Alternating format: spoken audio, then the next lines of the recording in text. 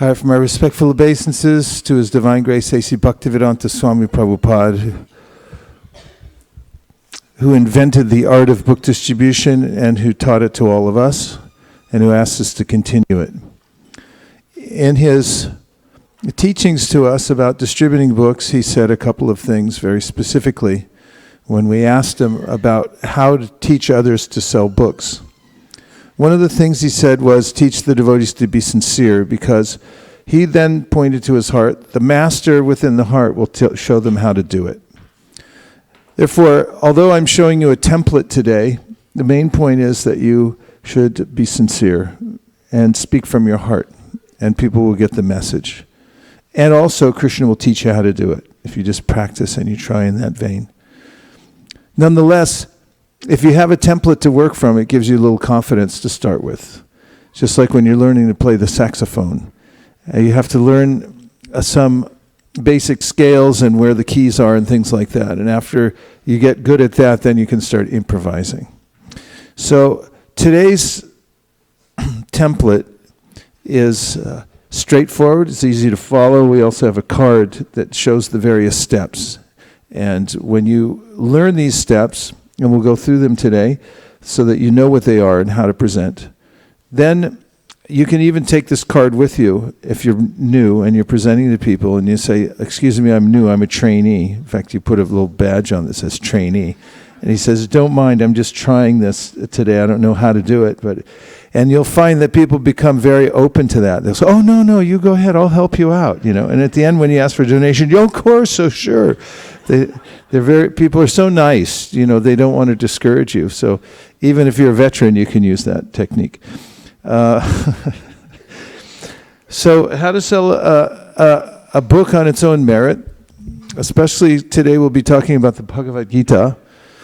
And there's sufficient merit in our books that if you simply describe them sincerely, anyone will buy. So here are the various steps. We'll read them together. Radar, qualify, trust the hand, give a nutshell presentation, show and tell, compliment, humor, engage. 1, 2, 3, 4, 5, 6, 7, 8 simple steps. Ashtanga. So the first is radar. Now, when you get detected by a policeman who's using a radar gun, there's a basic technology through which there's a beam that hits your vehicle and then bounces back to the machine itself. And it tells how fast you're going. And in a similar way, we use radar in order to detect whether people are ripe fruits or unripe fruits. And this you can use the power of your hand. So if you hold up your right hand, you'll notice that there's a beam that, just like the radar gun, it will shoot out from the palm of your hand. You never knew you were such powerful mystics, did you? And when it hits somebody else, it will bounce off them. And if you watch them, you'll notice whether they're ripe fruit or unripe fruit. Okay? So now, point your radar at somebody, and not all at me, because I can't take it all at one time. And I'll give you the mantra to activate it, and then it'll shoot the beam. Are you ready? Hi. Now look at the person you just hit with your beam, and what are they doing? They're all smiling because you're in a room full of ripe fruits. If you shoot somebody else on the street, they might not even look at you. Does that mean they're ripe or unripe? And if they kind of smile a little bit, maybe they're in the middle somewhere. But you will get a reading, and it'll come back to you. So, again, we're not trying to convince everybody, and that's not our job. We're only searching for the ripe fruits. Just as the policeman doesn't pull over everyone. He or she only pulls over those who are speeding. So we're selecting by this. And in any crowded place, you can get an anxiety because you think, well, how am I going to deal with this? Just deal with it individually. And I'll just start going like this to people. Hi, hi, hi, hi, hi. And you'll notice in some places that are very passionate, fewer people will respond. And places where Sattva Gun is prevailing a little more people will respond. But they will respond. That's what living entities do. That's what they do for a living. They respond. That's a response. Response means that there's a pulse that's coming out. So you send a pulse, you get a pulse back. So it's a conscious contact to start with. And be very much aware of that and in your selection process. So hand power and activate through the mantra. Hi, hi, hi. Okay, next thing is to qualify, because people don't know why you're there and why they're particularly getting an object thrust into their hands. And if they don't know, then the confused mind usually says no. So one way to qualify people is to tell them where you're from, which is polite, and then ask where they're from. So what I would say when I'm outside of California is, California, where are you from? And if I'm inside California, I'll say, Burlingame, where are you from? Wherever you're from, you can utilize that and then ask somebody where they're from. Now, when they answer, then you can appreciate where they're from. And because wherever somebody's from is a worshipable place, like H. Ross Perot many years ago when he was running for president, it was revealed that when he became a multi-billionaire, he went back to his original home and he spent $2 million to turn all the bricks around in his house because somebody had painted them. So, because it's a worshipable place, it's his house. So if you just simply appreciate where somebody's from, like, hi, California, where are you from? Illinois, I love Illinois. Illinois, that's the home of the Fighting Illini, right? And whatever you can say that's appreciative of their place, that's why you're giving them the book. That's the qualification. You're from Illinois? Fantastic. I'll show you one too. Say show. Say it louder. Show. Say it again. Show. Say it 2 more times. Show. Yeah, what are we doing? We're showing. We're not giving. We're not selling. We are showing.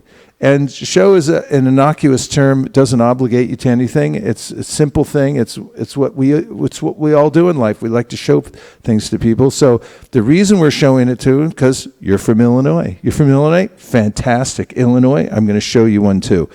So next thing is to trust the hand. Now I want you to look at this iconic picture, which was taken about 15 years ago.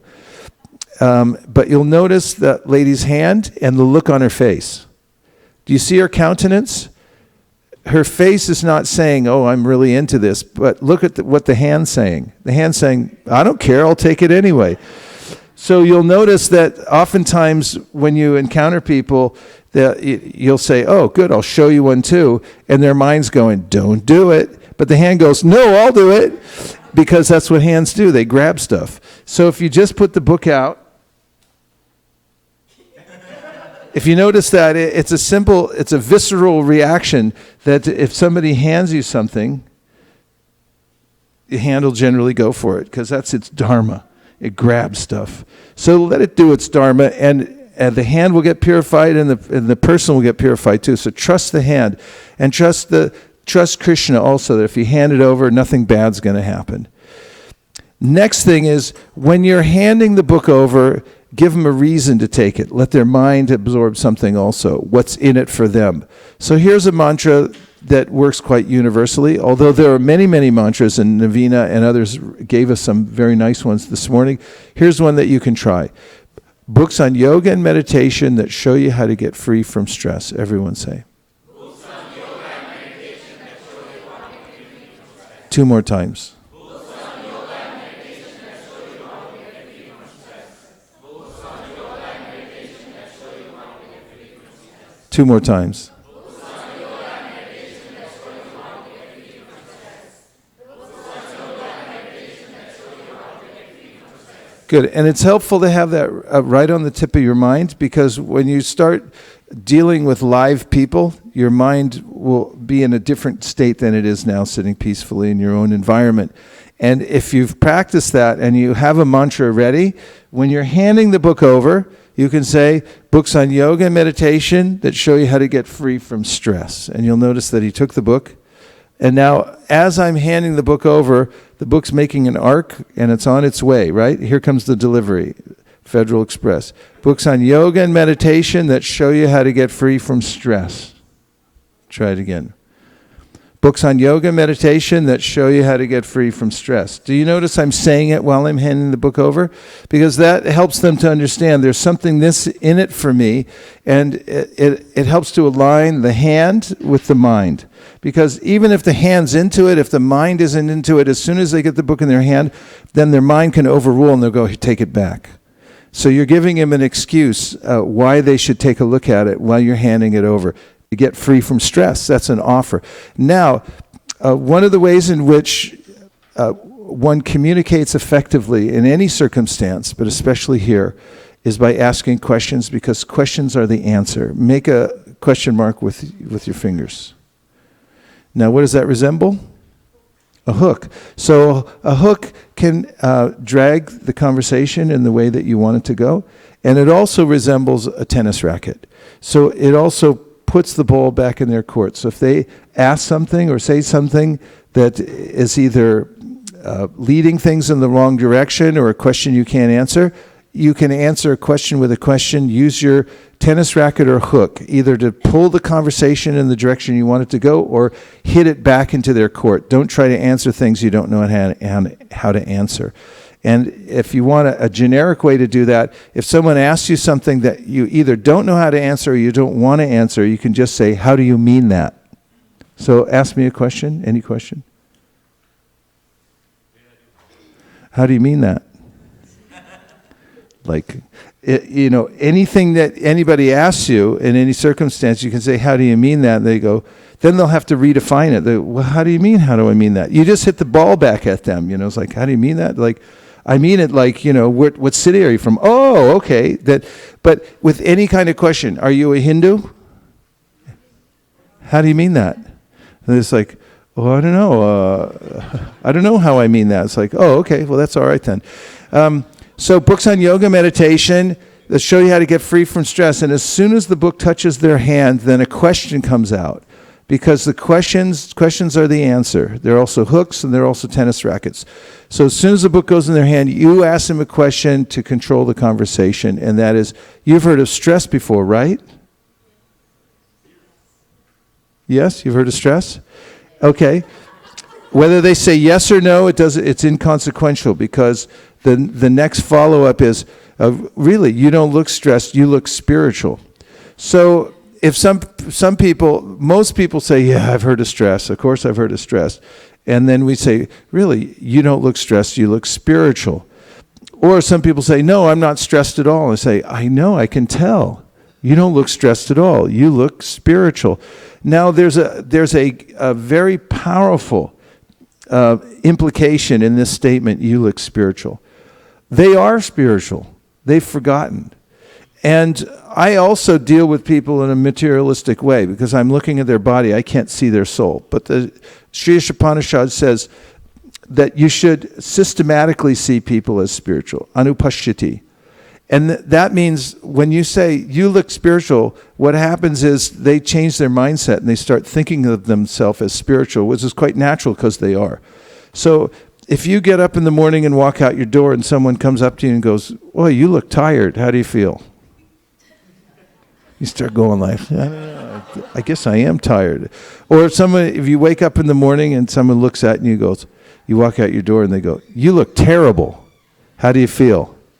Terrible. The rest of the day you're thinking, God, I feel terrible.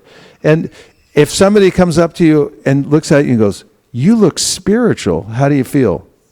You start to feel, and you'll notice it happens in an instant when you tell people this, you look spiritual.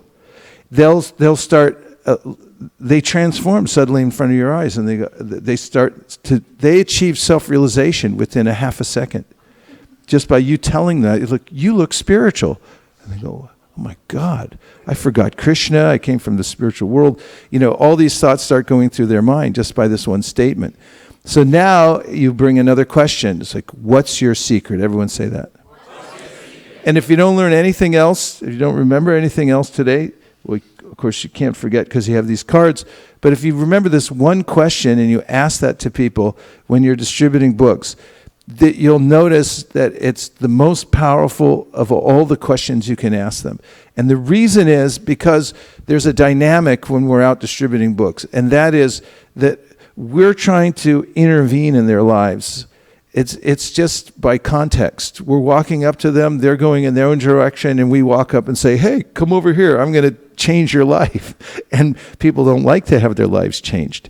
And there's a subtlety there where they're thinking like, why are you trying to tell me anything? And you'll notice that's one of the main reasons that people beg off. And they say, like, leave me alone, or I don't want to read this, or I don't need to read it, or I don't want to give any money. The reason is there's a stubbornness there. They're like, I'm okay. Why are you telling me I'm not? Because basically we are saying you should read this because it'll make you better. So now when I'm asking them, what's your secret? We're changing the relationship suddenly within an instant. Now they're becoming my teacher. I'm looking up to them because, number one, they are spiritual, and we just recognize that, and they recognize it. And number two, I want to know what their secret is. How did they get that way? And that makes me their disciple, and they now become the guru. And this they very much appreciate. All living beings do. So what's your secret? Now they'll start thinking of their secret, and it takes them a second. So people in the mode of ignorance will say, I smoke a lot of marijuana. People in the mode of passion will say, I work out every day. People in the mode of goodness will say, I meditate and I read the Bhagavad Gita. And you'll notice a variety of answers. And then a portion of people, at least 30%, will say, I have no idea. And then you'll have to suggest something for them. Say, oh, you must come from a good family. And if they say, no, I don't, 10% of people say, no, I don't come from a good family. Other people will accept that. The other people, you can say, you must just be a natural. And they'll accept that. Okay, so let them be spiritual and let them have a secret. And if they don't have one, fill it in for them. Okay so far? Say yes. Yes. Okay. Next is you take the book back. You just gave them the book, but in essence, basically, you're taking back their book just to show them their book. And now comes show and tell. So show and tell means, here, I'll show you really quick. How fast are we telling them? Say really quick 5 times.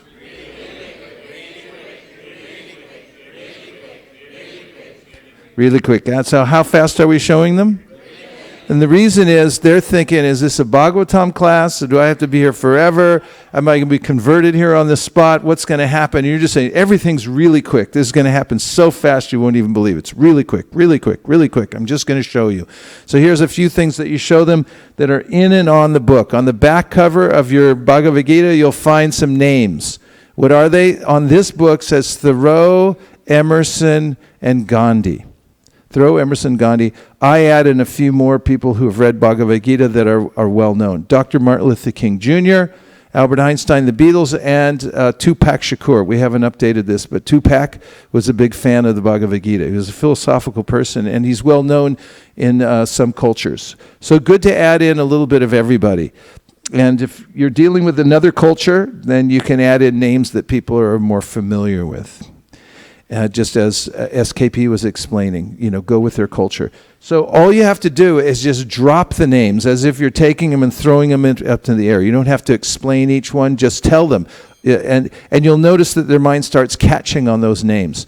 The next thing is to open the book and show them the Sanskrit writing, which is very beautiful in itself. And you'll say, can you read this? And what will they say?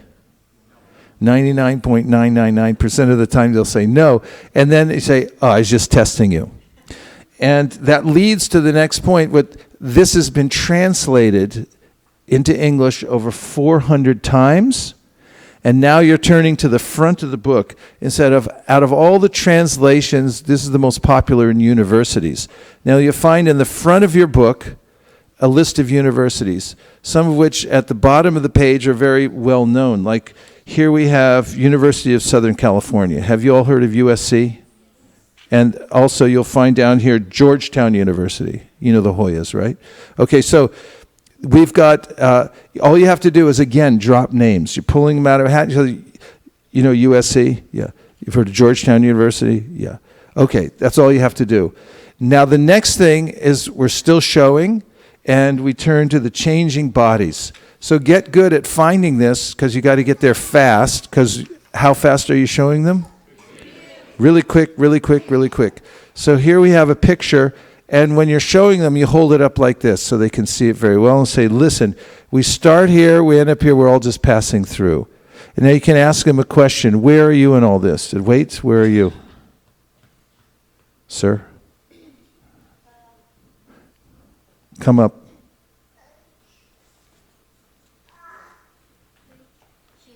Let the record show that Wade has identified himself as being on this part of the continuum. And people will look at that and, it gets their mind engaged. They get to participate a little bit and show where they're from.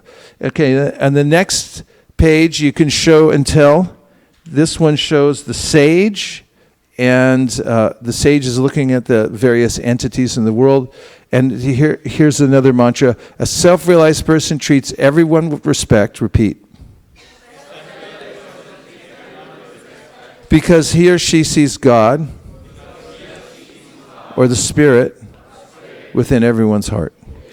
So when you show them that and you tell that a spiritual person respects everybody, they like that point very much.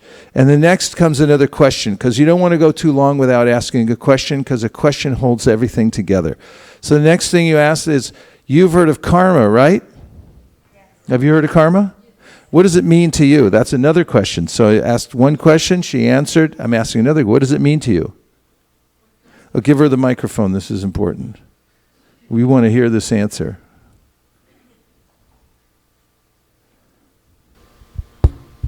What comes around goes around. Now here's my answer. Whoa, what a great explanation. Okay, so I want you to practice that. Whenever you're going to ask me if I've heard of karma, and then ask me what it means to me, and then when I give my answer, and it doesn't matter what I say, I want you to go like this. Whoa, what a great explanation. Okay, are you ready? Yes. Okay, give him the microphone, he'll ask me. Have you heard of karma? Yes.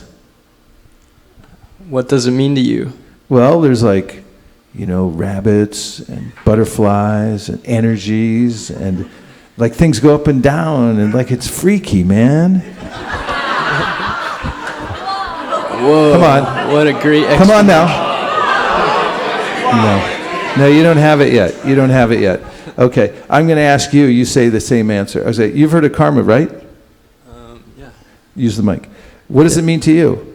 What goes around comes around. Whoa. I really like the way you put things. If more people in the world thought like you, it'd be a better world to live in. So you really got to lean into it, okay? Ask me again about karma. You've heard of karma, right? Yeah. What does it mean to you? Well, it's just mystical. It's weird. It's hard to explain. It's like stuff happens. You know what I mean? Whoa. What a great explanation. Exactly. So this is a time in your presentation to add a little energy to it and to appreciate them. After all, they're your guru. They're teaching you. You ask them what their secret is for being spiritual, and now you're asking them questions. And when they give you answers, you really appreciate them heavily. Okay? You can't overemphasize when you do this. Go into your bozo zone. That means you go more than you thought was necessary. Okay? Whoa! What a great explanation. Okay, that'll get them ready for the next part. And we say this is a mantra you can use at any time in your presentation. It goes well in this part, but what's your secret? And this mantra, this will get you through practically any presentation. So please repeat after me. If more people in the world thought like you, the world would be a better place to live. So when people bring up things, you can use this mantra. Okay, so the next one is, I show them karma. I said, look, generosity breeds generosity, violence breeds violence. And I show them this cow with a man's head and a man with a cow's head. And if you feel squeamish about this picture, you can skip it. And then the next part is humor. So we ask people another question. What do you do professionally? Say it. They say, I'm a civil engineer, I'm a Sunday school teacher, I'm a dancer. And then I show this picture of the yogi with the soul leaving his through his head. I say, really, this guy used to be a civil engineer. Or, yeah, this guy used to be a Sunday school teacher. Or, Yeah, this guy used to be a dancer. And then what do? They laugh at 50% of the time. And the other 50% of the time they say, really? And then you say, no, not really. And then they go, ha, ha, ha. And just as they're laughing, that's when you hand the book back. And so say, ha, ha, ha. And now as I'm handing the book back, I have something more to say as I'm handing it. I say, we don't sell it like in a bookstore. Now watch as I'm handing back. Say, ha, ha, ha. We don't sell it like in a bookstore. So now that's important as I'm saying this. Now watch the timing. As I'm handing the book back, I'm saying, we don't sell it. That's the words they want to hear. That's when the book's halfway to their hand. We don't sell it. And they're going, okay, hand, go ahead. You can take it. Hand's going, can I take it? And you go, we don't sell it. And you go, all right, take it. We don't sell it like at a bookstore. We just ask for a donation. Now comes the rest of the mantra. They have the book in their hand now. And you say, we don't need the money. Watch me. Use your hands. We don't need the money. The only reason we ask that it's an ancient tradition. When you give something in return for spiritual knowledge, it connects you to the previous teachers who have passed it down. Work with me now. Passed it down over many generations and allows you to enter deeply within the knowledge, and then point to the book. Okay, let's try it again. We don't need the money. Just repeat after me. We don't need the money. The only reason we ask, it's an ancient tradition. When you give something in return for spiritual knowledge, it connects you to the previous teachers who have passed it down over many generations and allows you to enter deeply within the knowledge. Want to try it again? You all do it. Just read it off the script, but use your hand gestures. Ready?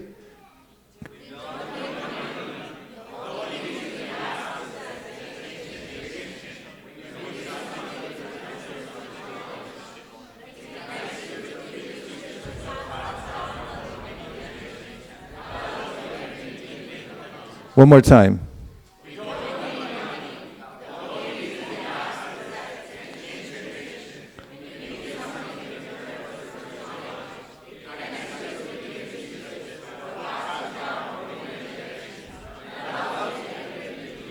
One more time.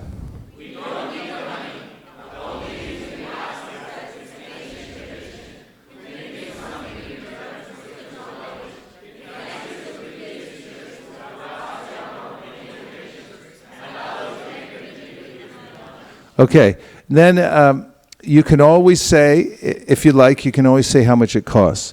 It costs $10 to print, ship, and anything you give over that is a donation.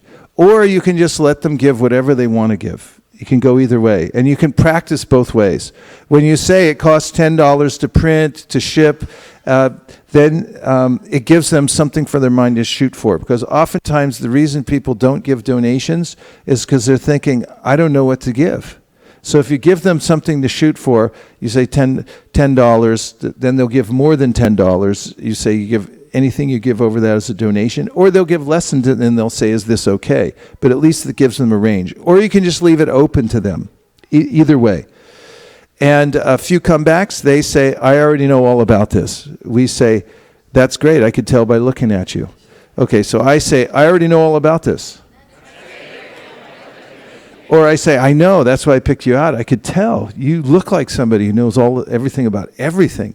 And then I'm a blank. I'm a Buddhist, I'm a Muslim, I'm a Christian. Okay, so, oh great, I'll show you this one. So now, when I hand you this book, you hand it back as you'll say you're a Christian. Yeah, we don't, books on yoga and meditation shows you how to get free from stress. You say, no, okay, hand it back. He's a Christian. Oh, you're a Christian. Okay, here. Sorry about that. Here you go. Now, I'm just using it as a replacement. I'm not handing them the same book. I'm going to hand them a different book. But whatever they say, I'm a Buddhist, I'm a Christian, I'm a Muslim, don't force them to take the book. Once their hand starts rejecting it, once they've rejected it, take it. Respect their rejections, respect their objections. Always honor their objections and honor their rejection. Don't resist, because whatever you resist will grow It'll just make them more determined to resist it. So as I'm handing it, and I notice they're resisting, their hand's already coming back, I just take it right back. Go with the flow. This is the martial arts or Aikido of book distribution. Take it back, go with their flow, and then hand them another one. They will take a different book. And then you start giving context. You say, this is one of the times to use this mantra that if there were more people like you in the world, it'd be a better place to live. Like I was in front of the museum in Toronto, and I handed the book. Someone said, "Oh, I'm a Christian," and so I gave him a different book. I said, "If there were more people like you in the world, more people of faith, it would be a better world to live in. You're what's keeping the world alive." And he took the book. So just replace it with something else. Are you selling this? Anybody ever ask you this? Here's the answer. We refuse to sell it. It's too valuable. We just take a donation.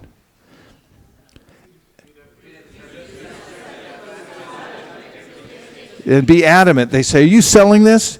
We refuse to sell it. It's too valuable. We only take a donation. Okay, how much should I donate? We try to keep it under 100, but in your case, we're thinking about making an exception. Okay, so when you get the donation, then you teach them the Maha Mantra. You can ask them this question: do you believe in the power of prayer? Say it. They say yes, and you move on. They say no, and you say, perfect, I'll teach you a mantra instead. So, do you believe in the power of prayer? Yes. No? Perfect, I'll teach you a mantra. Do you believe in the power of prayer? Say yes. Perfect. Repeat after me. This is a beautiful prayer. It's meant to wake up love for God in your heart. You show them the mantra card and you say, Hare Krishna. Hare Krishna. Krishna Krishna. Hare Hare. Hare Rama. Hare Rama. Rama Rama. Hare Hare. And then you give them prasadam. So they get the book, they give a donation, they learn the mantra, and then you give them prasadam at the end. And then you get their contact information if they're up for that. And then you thank them for taking their valuable time. So the way you do that is to say, thank you for taking your valuable time. And if it's appropriate, you shake their hand and say, it's been a pleasure meeting you. Leave them with a good impression. And our prime directive is what?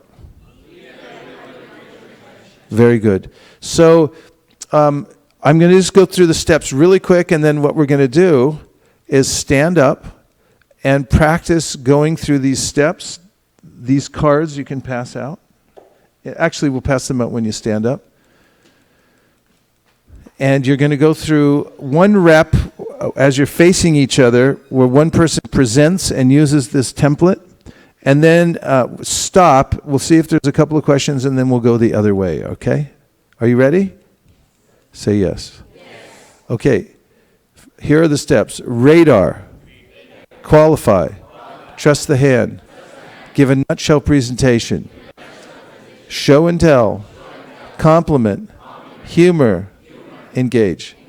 First thing is radar. Use your hand. Hi, hi, hi, hi, hi, hi, hi, hi. You meet a ripe fruit, then you go, hey, I'm from California. Where are you from? Or you say, I'm from Chennai. Where are you from? And they're like, I'm from California. California, I love California. When I was just in Tokyo, everybody's practically Japanese in Tokyo. I walk up to people on the street and I go, are you Japanese? They go, I'm Japanese. I go, fantastic, this is for you. So when you qualify them, it's like, I'm from California, where are you from?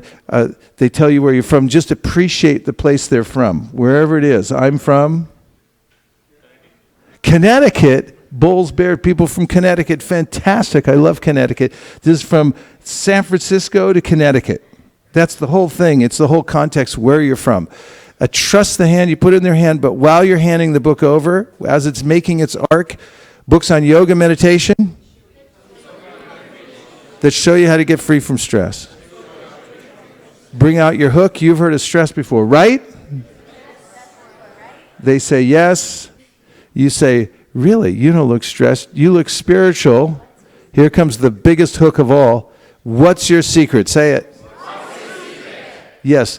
And now take the book back for show and tell. Here, I'll show you how fast.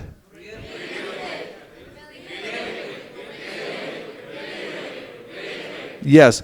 On the back, we're just name dropping. Thoreau, Gandhi, Emerson, Dr. Martin Luther King Jr., Einstein, the Beatles, and Tupac Shakur. Don't forget Tupac. Okay, now show them the Sanskrit inside and say, can you read this? And they say no. Say, I was just testing you.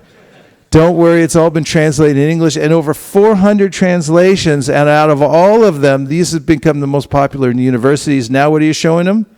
The universities in front of the book. You can show them USC, Georgetown University. Next, you show them a picture, changing bodies, and say, look, we start here, we end up there, we're just passing through. Where are you in all this? Next, that's the next question. They show you, and then you say, here, look at this. A self-realized person treats everyone with... That's the key word, because he or she sees God within everyone's heart. Next, another question. You've heard of karma, right? What does it mean to you? Whoa! I love the way you put things. What a great explanation. If there were more people like you in the world, it'd be a better place to live. Now, I asked them, what do you do professionally? Software engineer? What kind of software? What kind of computer science? What kind of hardware? What kind of chips? What kind of microchips? What brand? What? Broadcom? Listen. This guy used to be in Broadcom. The more specific you can make it, like if somebody says, I'm a teacher, what kind of teacher? I teach zoology. Get out of here. This guy used to teach zoology. That's when they laugh. And as soon as they laugh, then you hand the book back. When you hear the ha, ha, ha, that's when you know you're handing the book back. And you're handing the book back. And as you hand it back again, as the book's making its arc, you say, we don't sell it like in a bookstore. We just ask for a donation. Are you ready for the next part? Let's do it together. We don't need the money. The only reason we ask, it's an ancient tradition. When you give something in return for spiritual knowledge, it connects you to the previous teachers who have passed it down over many generations and allows you to enter deeply within the knowledge. And then you could say, it costs us $10 to print and ship and store. Anything you give over that is a donation. And then they give a donation. And then you can, at the next point, give them the Maha Mantra. You believe in the power of prayer? Say yes. I'll teach you this beautiful prayer meant to wake up love for God in your heart. You teach them the Maha Mantra. Then you say, this is for being so nice. And you give them some prasadam. Do we have prasadam to give out today? Yes. Say yes. Malini? Malini? Say yes. Okay. All right. So then give them prasadam.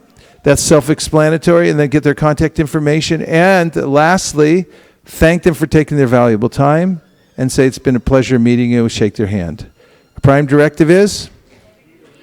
Okay, so now we want to see how organized you are, how efficient you are. So stand up in the open space back there and face each other. Find one partner facing. And on one side, someone should have a Bhagavad Gita in their hand. On the other side, someone should have nothing in their hands. And the world record so far in getting set up is 60 seconds. See if you can beat it. On your mark, get set, go. Do what you have to do to organize the room to make it available.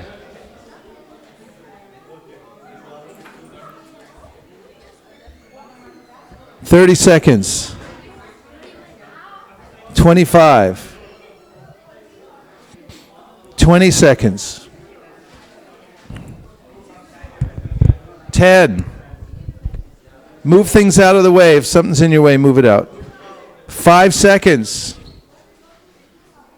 4, 3, 2. Okay, are you ready? Say yes.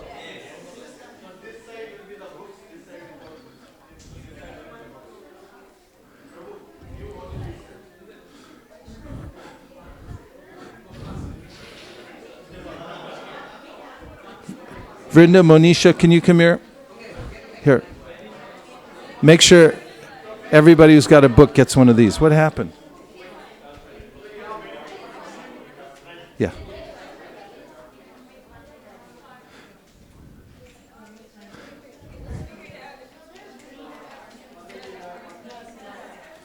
If you're ready, raise your hand.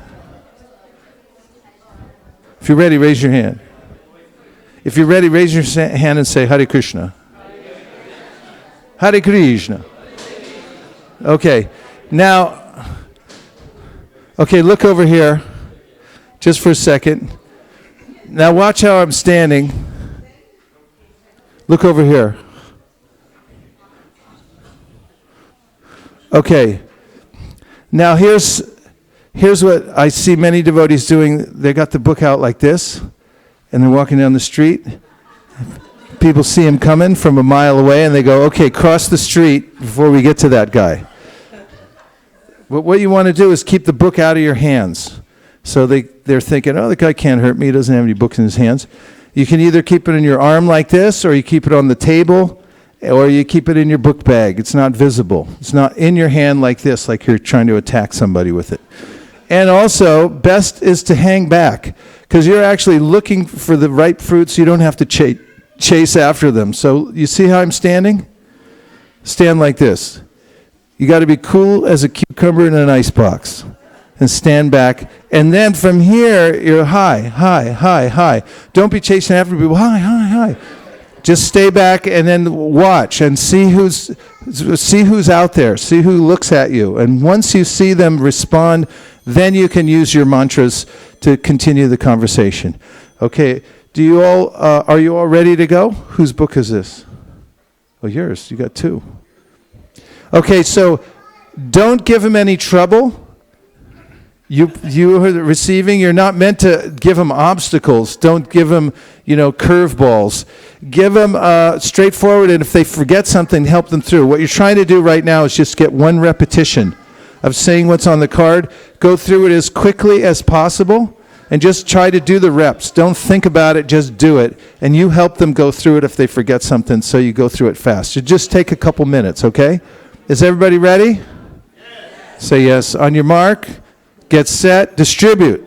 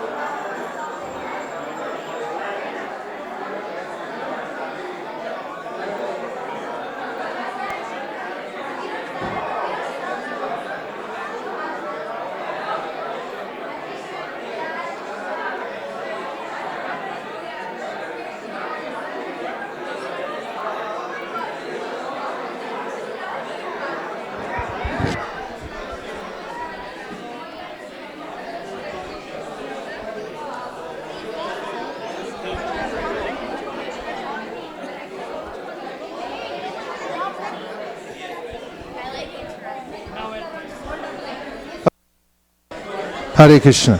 When you finish one repetition, then stop. Don't go the other way yet. Did you finish one rep? If you finish one rep, raise your hand. If you can hear me, raise your hand. If you can hear me, raise your hand. If you can hear me, raise your hand. If you can hear me, raise your hand. How many of you have not finished one rep that is going one way? Raise your hand. Okay, take one more minute and finish.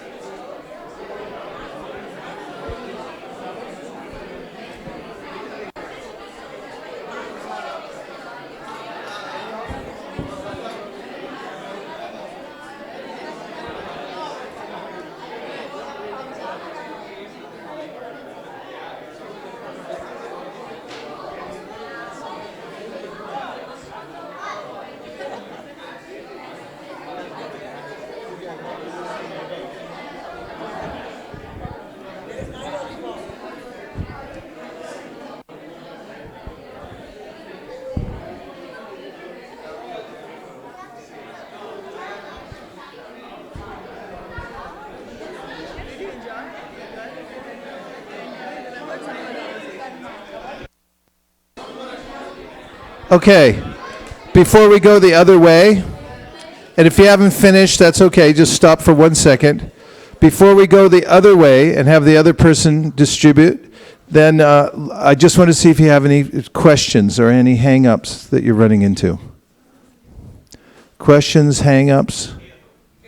Yes. Like when we are talking about the Bhagavad Gita, we are the philosophy. We are not touching anything on the philosophy of the Bhagavad Gita. The only thing that we are from the book that we are telling is about the reincarnation, the concept. We are starting here, we are ending here, and we are passing through this. And where do you?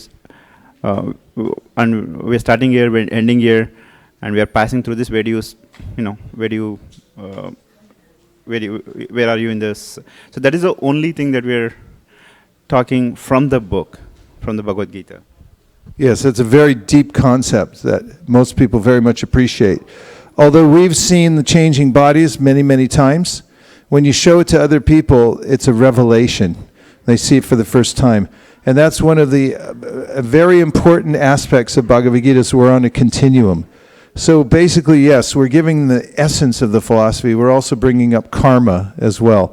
So these couple of things are giving the basic philosophy of Bhagavad Gita, and you don't need to give them a lot more than that in order for them to appreciate and take the book.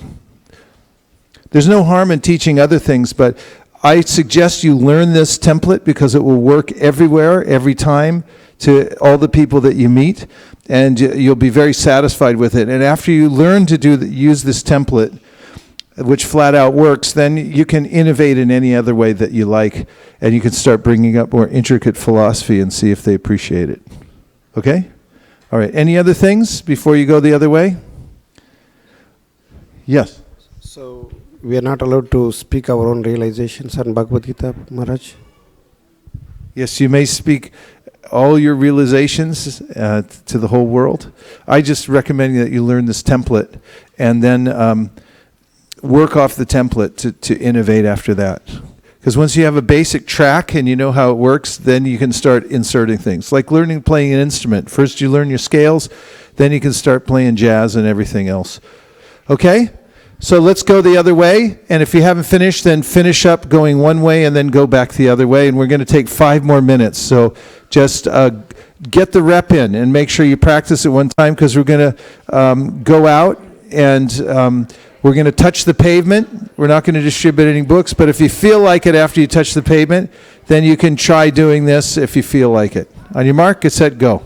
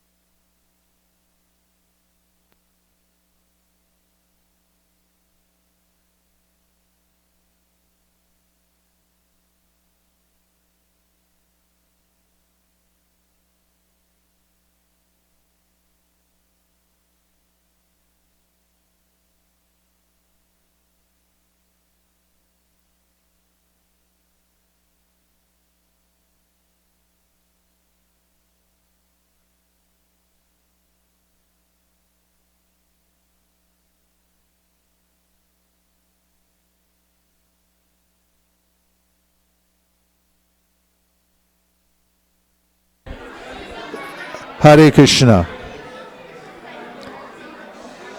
If you're not finished with going both ways, then raise your hand if you still need a little more time.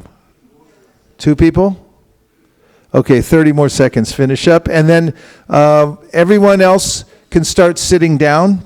Take your seats back here again. And if you're still in the middle of your presentation, just finish it up while everyone else is sitting down. Somebody collect the Bhagavad Gitas from everybody and put them back in the box. Srivatsa, help collect the Bhagavad Gitas.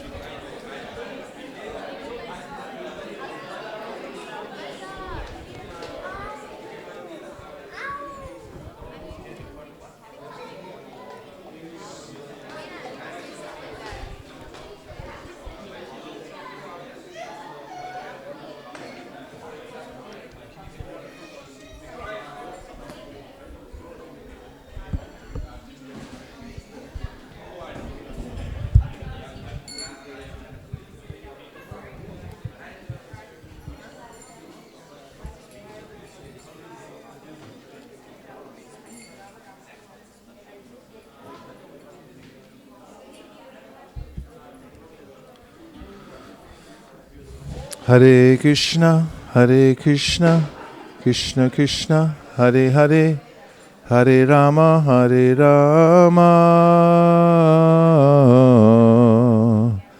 Rama Rama, Hare Hare. Hare Krishna, Krishna Krishna, Hare Hare, Hare Rama,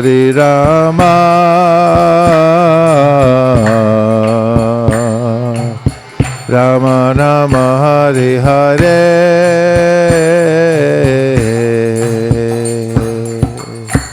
Gaur Premanande Haribo. Now just take a few questions or reflections you have from the presentation. Places where you thought there was a gap or you weren't sure about what to do. Yes, Srivatsa Prabhu. Srivatsa. In the past, sometimes when I tell people about how self-realized people are able to see God in everyone, and they're atheists, they start challenging the philosophy and they start coming right at you. Then I put in that presentation spirit. So oftentimes if you eliminate the word God from your vocabulary when you're talking to people in the Bay Area and at some other places, in Illinois it'll work okay. You can say God all day long if people take the book. But in California, generally if you say God, then that's a buzzword that irritates them. So this self-realized person treats everybody with respect because she sees the spiritual value of everyone. And to just change God to spiritual. And that should usually be acceptable because that can even be accommodated sometimes by atheists. They can justify the idea of being spiritual as being, pardon? No, what was it? Yeah, mindful, something like that. Yeah. What else? Any other points? Yes? You got to use the mic.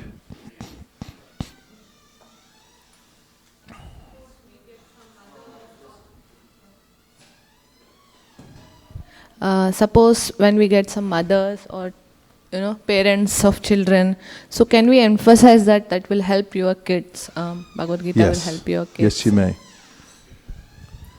And just after this, somebody find some WD-40 and put it on the hinges of that door, please, before it's too late. Yes, Prabhu? Was this about the WD-40 or somebody? Okay, go ahead. Get him a mic back there. I got it. I had a question, Prabhu, when doing a one-to-one session here. Yes. So I was when I was showing the picture of a yogi, he was also a software engineer, and then he said, "What happened to this person after this?" I mean, who said that? He asked me. You don't give him don't give him trouble.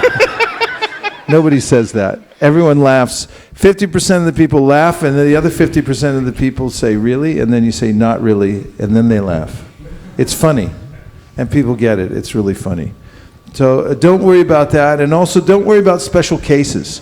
Everyone has some idea in their mind of some special case that comes up. They're 1 in 1,000 or 1 in 100. It doesn't matter. You're looking for the general presentation, and sometimes people have objections. They'll fall into a particular category. You'll learn how to deal with those things. But those very specific, special things that somebody made up just to throw you off, they're not that important. But in general, the principle is if somebody gives an objection, then honor the objection. Appreciate it. Like if somebody says, what's a common objection? I didn't have time, or something like that. It's like, I can appreciate that. You look like a very productive person. You're probably really busy, right? I'm honoring the objection rather than saying, no, yeah, you should take some time, or something like that. Then they'll resist it more. Anything else? Yes, Prabhu. Hare Krishna, Maharaj. So we saw that there are four color plates that we can show. One is the changing bodies, then a self-realized person seeing everyone with respect, then the law of karma, as well as the man meditating. So while speaking to one particular person, it may get time consuming if we try to show all four of them. So which ones are most important? How do we make out which will have most important impact? is the changing bodies, and also just ask them about karma. You only have to actually show them one color plate. If you show them, it's like, look, we're passing through, life's like a quick journey, right? And then after that, you just say, you've heard of karma. They say yes, and you say, what does it mean to you? It says, what goes around comes around. So I go, you're amazing. If more people thought like you, it'd be a better world to live in. What do you do professionally? You can cut right to that. And also, if you walk up to somebody and you show them the Bhagavad Gita, and they say, Bhagavad, you got to be looking for this. How much is it? And it's like, hold on a second, I got to do my thing. No, and you start going through the whole thing. No, just as soon as you see daylight, go for it. Halfway through the thing, so how much? Are you selling it? No, if we won't sell it. We refuse to sell this. It's too valuable. We just take a donation. And we don't need the money. The only reason you ask, when you give something, and meanwhile they're digging in their pocket, they're giving, you don't have to then, drag out the rest of your presentation. Use your common sense. This is, it's one complete presentation, but it can be parsed. You can break it into pieces and present it in any way that you see fit. And that's where the genius comes in. But at least it gives you a track. Because when you get out there and there's live bullets flying and people are going every which way, your mind kind of goes a little haywire. What do I do now? And I see devotees all the time. They learn the presentation here, they get on the street, and they start doing something else completely different. I recommend, at least while you get out there, try to do this all the way through until you get it down one rep. And that's when I guarantee that you're going to sell the book. I don't guarantee it if you make up your own stuff. Don't come crying back to me that it doesn't work. I was like, what doesn't work? All the stuff you made up. Just follow this. You follow this, and I promise you'll sell Bhagavad Gitas out there, and people will take them. Do it just like I said, and it'll work.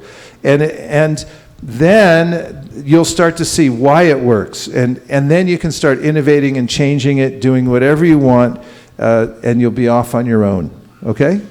Otherwise, you can just stick to this, and you'll just sell books day after day after day. And when that gets boring, you can try something else.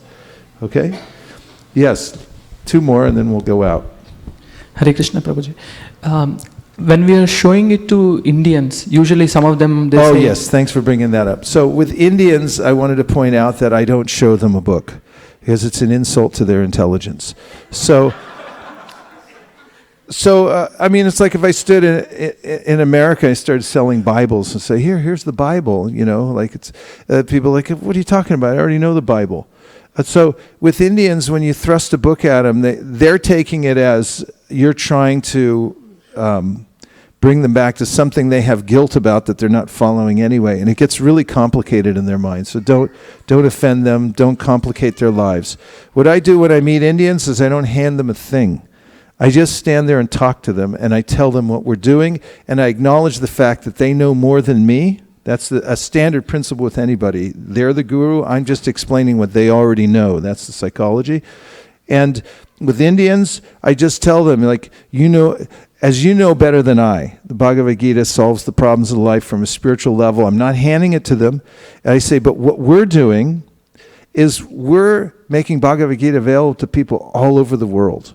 And not only in English, but also in Russian and Japanese and Chinese. And we're setting up centers to teach Bhagavad Gita to help people all over the world. So what we're doing out here is a fundraiser.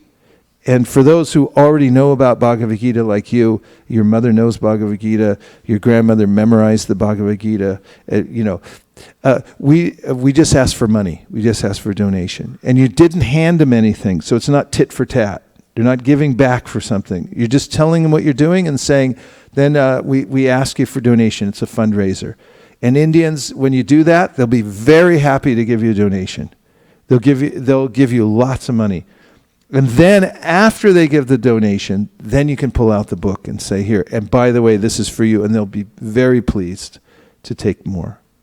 So even when I go to doors and I meet Indians, unless I'm selling sets of Bhagavatams, I resist from handing them things because that's what ruins it for them. It becomes a mental block. Does that help?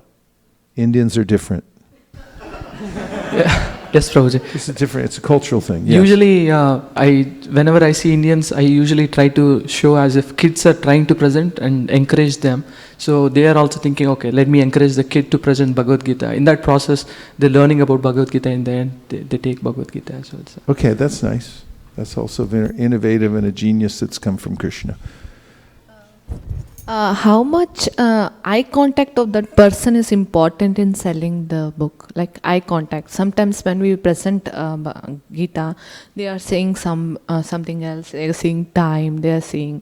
So you should be aware of that. If they look at their watch, that's a real sign that you should cut to the chase.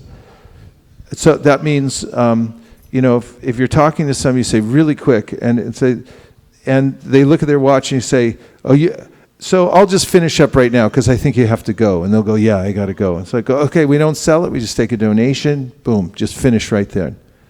So be very aware of what their body language is and how they're moving. And then 1, 2.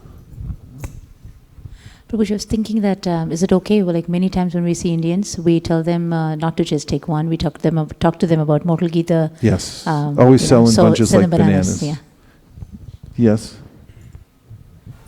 Advaita gave me this example, and I think I have a question. Like when at the last part, they say engage donation, right? But engage donation, yes. Yeah. So, but what if they say in the middle, I don't want the book? Well, then they don't want the book. That's okay. You can take it back. And the reason it says engage and then it has the donation, the reason we're asking for donations is we don't need the money. That's a fact. That's why we're saying that. We don't need the money. Krishna will supply money in any which way in order for us to spread the Krishna consciousness movement. The reason we ask is, in the Gita, Krishna says, don't give this to somebody who's not devoted or austere. So how are you going to tell? And if you ask for donation, they give something in return, then that's an austerity. And it also shows a little bit of devotion. Also, if they give their undivided attention, but they don't have any money at the end, that's okay too. They gave their attention. They paid attention. That's why we use that phrase. And then you can use your discretion and say you can keep it anyway. What we don't want to do is give it to people who aren't interested in it. We want to find good homes. And generally when somebody gives something in return, anything, then it makes them more attached to the book because they gave something in exchange. And your specific question was, if they say, no, I don't want the book, then just take it back. Always honor their objection. And if the energy is coming back at you, take it. Don't try to force it on them because it won't stay. It'll just build up even more.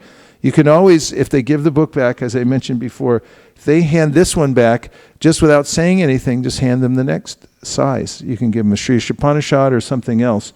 I had a guy, I was in Hong Kong and I was down by the wharf. And some guy, he was very cynical, but I kept showing him. And I showed him one book, he handed it back. I showed him another book, I showed him another book. And because they were different books, he kept taking them in his hand.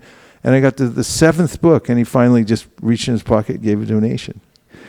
And so you'll find that oftentimes this will work. But if someone just says no and they're not interested, leave them with a good impression. Thank them for taking their valuable time. Our goal isn't to sell a book to every person. It's to make a positive interaction with them and leave them with a good impression. So if they want to get away, let them get away clean. And leave them with a strong impression that you cared about them, not about winning in the transaction. You didn't have to win the transaction to be their friend. Does that make sense? Does that help? Okay. Yeah, let them go. And what you'll find is that keeps the atmosphere clean. And you'll be in a nice, blissful state of mind because you're detached. Because you're thinking, Krishna will send me the people. I don't have to convince every person. If somebody rejects it, that's fine too. Just don't grab onto that rejection energy. Let it go. And what will happen then is all kinds of miraculous things will start happening. You'll see the miracle. 2 more and then we better go, huh, Malini? Yeah, Hare Krishna Maharaj. So generally we have seen that Western count is fast moving. So I have seen devotees to attract them. They say, "Oh, nice haircut, man." Okay, so nice what? Nice haircut or nice hat, or I mean something like that to attract. But generally they don't. When you say hi, generally they don't stop. They just move ahead because the crowd is moving. So generally they don't stop, but you'll notice that there's a ratio that do.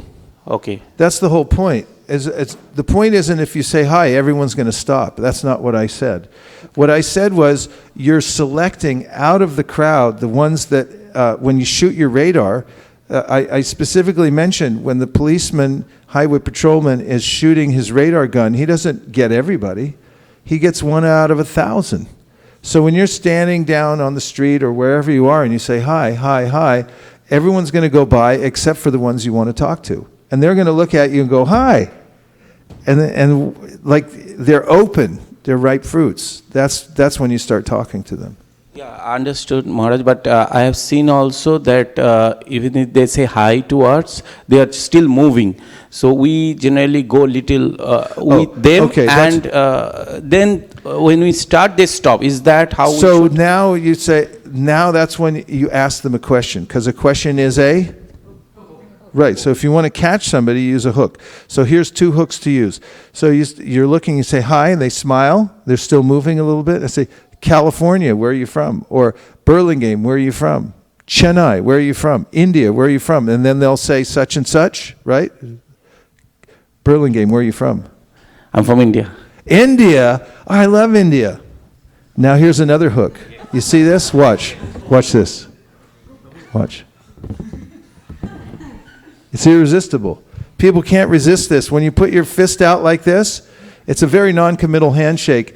And from across the street, sometimes I'll go like this, and people are like, all right, and they'll come through traffic, risking life and limb. It's like, okay, I got it. Because people want that. They want a little connection with another living entity, and you're going like, huh? Here I am. Come on now. And they're like, yeah, all right, you know.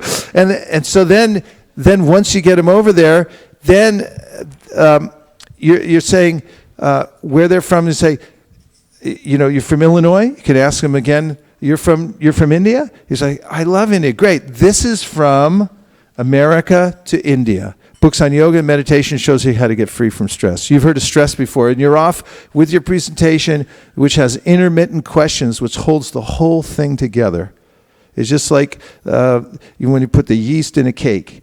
You know, it holds the whole thing together. So the whole thing it's a structured house. It has all the questions and all the presentations that you need to live in a decent house.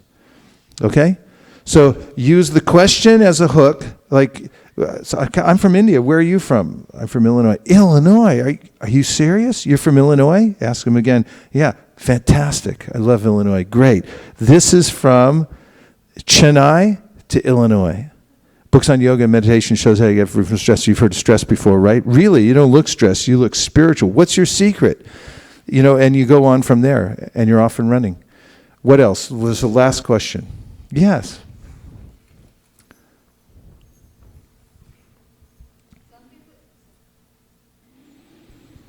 Some people say that they have been reading Bible. So is there any way we can connect Bhagavad Gita to Bible?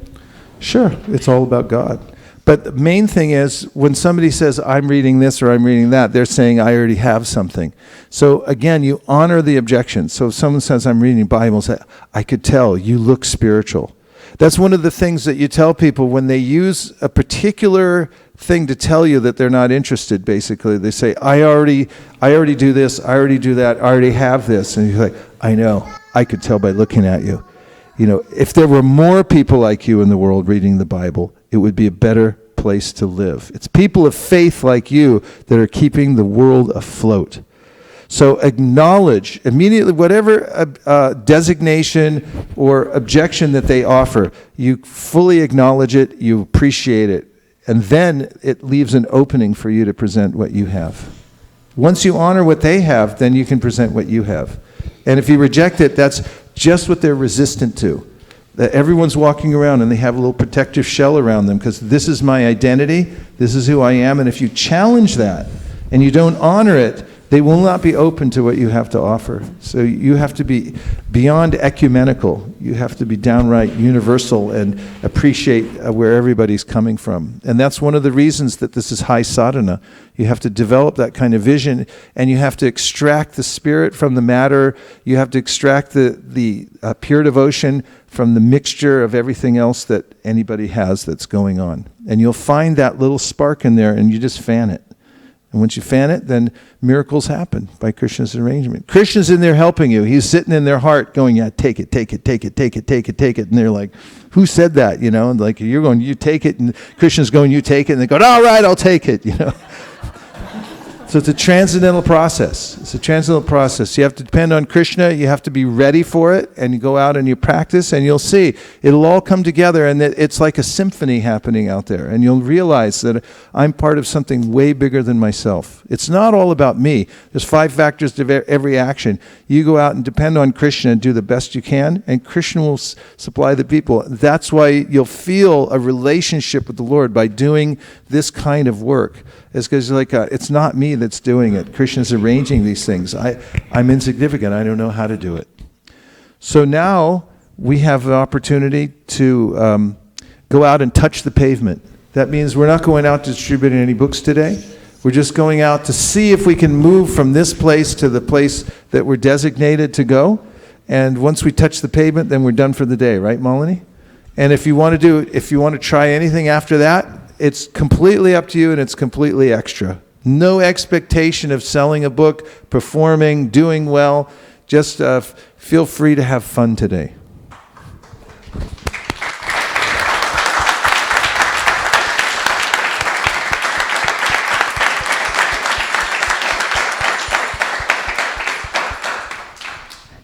I must say that I have used this exact same lines that Vaisesika Prabhu has given for all these years. I don't have any different presentation, and every time it works. So I encourage all of you to try the exact same lines, even though you have some different ones. Try that, as Prabhu said. You'll see that it works all the time. Thank you so much, Prabhu, for giving us an enlivening session. Yeah, she never asked for her money back.